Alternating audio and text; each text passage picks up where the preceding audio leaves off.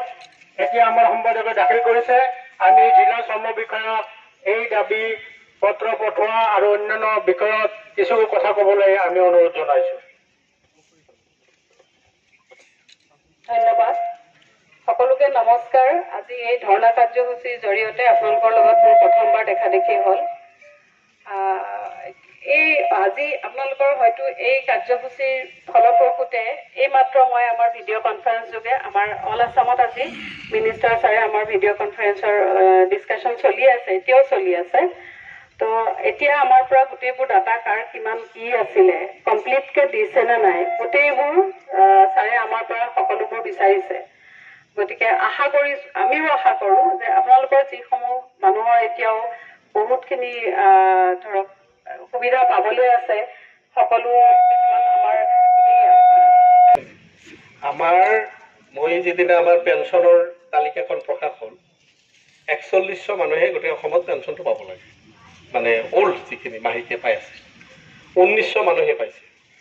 আমাৰ ওচৰত মই আঞ্জনক লগে লগে মই ফোন কৰিছোঁ ৰঞ্জিতক যে কি হ'ল, আমাৰ বৰপেটা জিলাত একেবাৰেই পোৱা নাই, ভৱানীপুৰৰ সেই কেইজনমানে পাইছে, বাকী একেবাৰেই পোৱা নাই। লগে লগে মই ফোন কৰিছোঁ, ক'লে যে 280 জনৰ মানে জীৱন্ত চাৰ্টিফিকেটটো প্ৰেৰণ কৰা হৈছে, তেওঁলোকে নিদিলে। তো আপোনালোকে যদি ৰিমাইণ্ডাৰ দিছে, ৰিমাইণ্ডাৰৰ কপি আমাক দিব, কাৰণ মই যিহেতু নিৰ্মাণ শ্ৰমিকৰ ৰাজ্যিক সভাপতিৰ দায়িত্বত আছোঁ, গতিকে আমি নিশ্চয় ভোটখনত গৈ আমি আলোচনা কৰিম। আজি 14 মাহে পেঞ্চন নাপালে এজন বৃদ্ধই কেনেকৈ চলিব পাৰে? 3000 টকাকৈ পালে অন্তত ভাত মুঠি খাব পাৰে তেনেকৈ।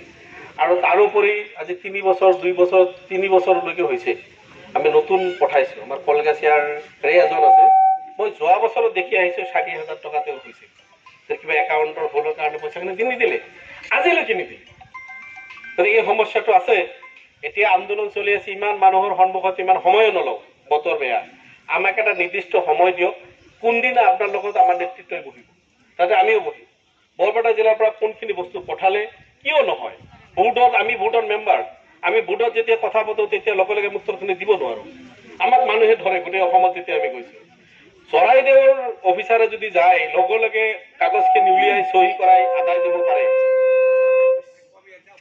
আদায় যদি দিব পাৰে, চৰাইদেউৰ অফিচাৰজন মোৰ সন্মুখত আহিছে, আহি আমাৰ চৰাইদেউ কিয় নহ'ল, বোলে আপোনাৰ এটা চহী বাকী আছে, লগে লগে চহীখিনি কৰি আদায় লৈ গৈছে। গতিকে মই ভাবোঁ আপুনি নতুনকৈ আহিছে, সেইটো কথা নহয়, আমাৰ হয়তো জিলাখনত হোৱা নাই।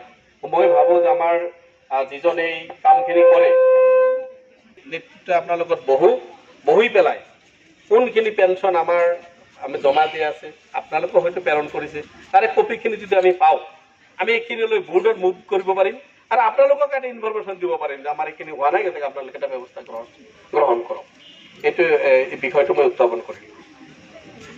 নিশ্চয় মই আমাৰ যিজনে BOC কাম কৰে তেওঁৰ লগত আলোচনা কৰি আপোনালোকৰ নাম্বাৰ নিশ্চয় আছে তেওঁৰ হাতত। তো আপোনাক অহা সপ্তাহত মই এটা সময় দিম, জনাই দিম যে ইমান তাৰিখে বহিম। অহা মাহত মই আপোনালোকৰ লগত বহি পেলাই অহা সপ্তাহত মই চাম কি মই দিবলৈ চেষ্টা কৰিম সময়টো।